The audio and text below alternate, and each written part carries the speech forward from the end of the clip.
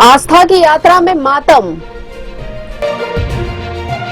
Japan के पूर्व प्रधानमंत्री शिंजो आबे की हत्या। खतरे में लैंड होता हवाई सफर। फिर पांव पसार रहा है कोरोना वायरस।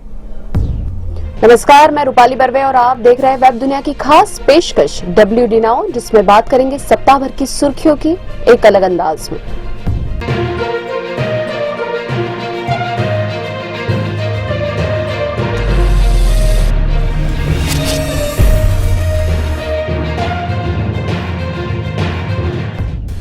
पूरी आस्था और श्रद्धा के साथ बाबा अमरनाथ के दर्शन करने पहुंचे श्रद्धालुओं में उस समय मातम छा गया जब बादल फटने से आए सैलाब में करीब 15 लोगों की मौत हो गई। पवित्र गुफा के बाहर आधार शिविर में अचानक पानी आने से 25 टेंट और 3 सामुदायिक रसोई घर नष्ट हो गए, जहां तीर्थ यात्रियों को भोजन दिया जाता है। दरअसल शुक्रवार शाम 5:30 बजे के लगभग गुफा के निकट बादल फटा और इसके बाद आए सैलाब ने कई जिंदगियों को निगल लिया। 2021 में भी बाबा बर्फानी की गुफा के ऊपर बादल फटने से काफी नुकसान पहुंचा था।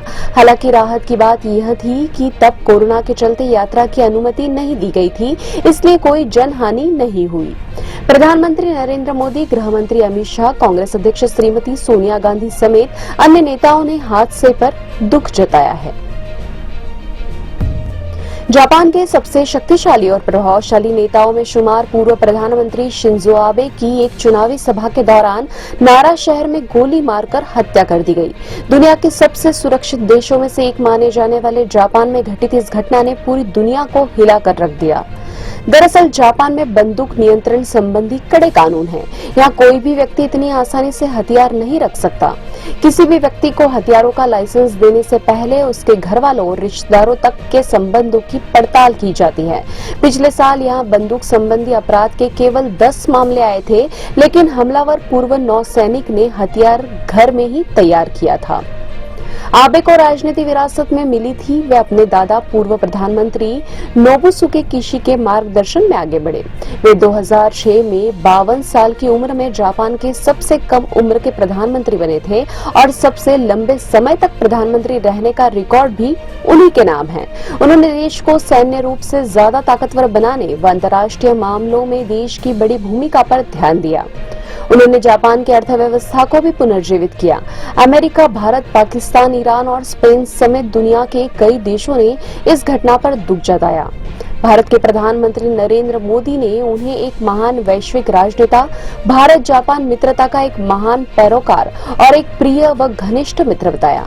मोदी ने कहा कि जापान और दुनिया ने एक महान दूरदर्शी नेता और मैंने अपना एक मित्र खो दिया है। देश में निजी विमान सेवाओं में आए दिन तकनीकी खराबी के मामले सामने आ रहे हैं। कई बार ये तकनीकी खराबी हादसों में बदल रही है। बावजूद इसके देश में निजी विमानों के हवाई सफर में तकनीकी खराबी की वजह से खतरा बढ़ता जा रहा है। स्पाइस जेट की ही बात करें तो 6 जुलाई को एक ही दिन में 3 विमानों में कुछ न कुछ तकनीकी खराबी सामने आ चुकी है। पिछले 18 दिनों में स्पाइस जेट के 8 विमानों में तकनीकी गड़बड़ी हुई। DGCA ने स्पाइस जेट की कई और कमियों की और ध्यान दिलाया है। इसके अलावा स्पाइस जेट की फ्लीट में स्पेयर पार्ट्स की कमियों की भी बात कही। DGCA ने स्पाइस जेट की तकनीकी गड़बड़ियों पर जवाब मांगा है। चौंकाने वाले जवाब में स्पाइस जेट के MD अजय कुमार ने कहा कि इस तरह के छोटे छोटे हादसे होते रहते हैं, इन्हें मीडिया में उछाल दिया जाता है, ये सही नहीं है। जहां तक भारत में विमानों की सुरक्षा और मेंटेनेंस की बात है तो हम European union aviation safety agency और फेडरल एविएशन एडमिनिस्ट्रेशन के रेगुलेशन फॉलो करते हैं।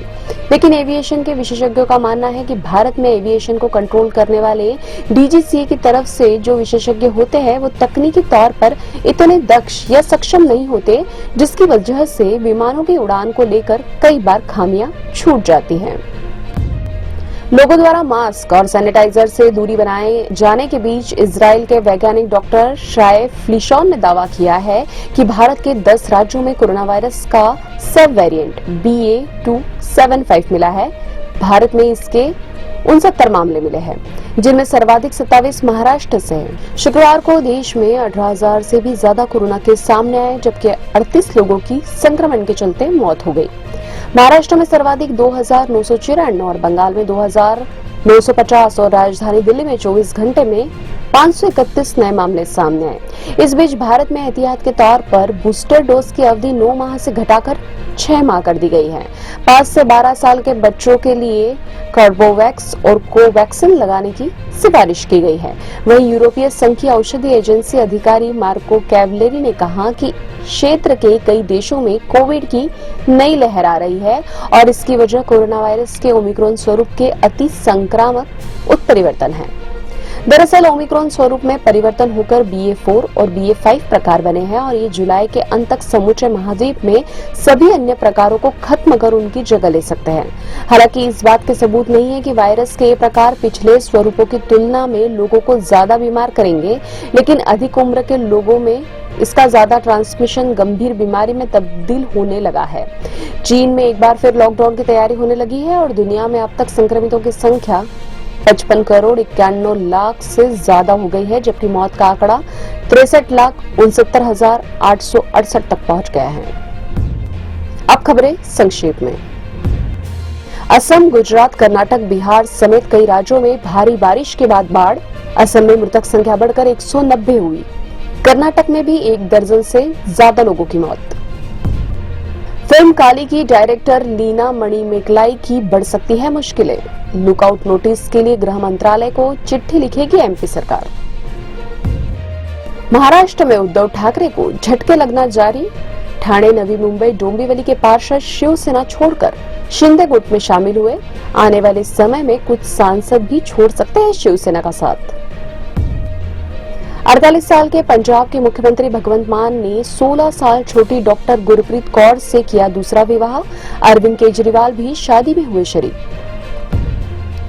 दर्जी कन्हैयालाल की हत्या के बाद उदयपुर के पर्यटन उद्योग को झटका। अगले 2 महीनों के लिए होटलों में आधे से ज्यादा बुकिंग रद्द।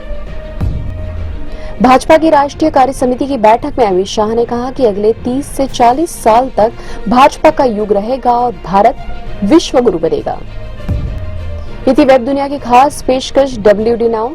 अगले सप्ताह की सुर्खियों के साथ फिर हाजिर होंगे। नमस्कार।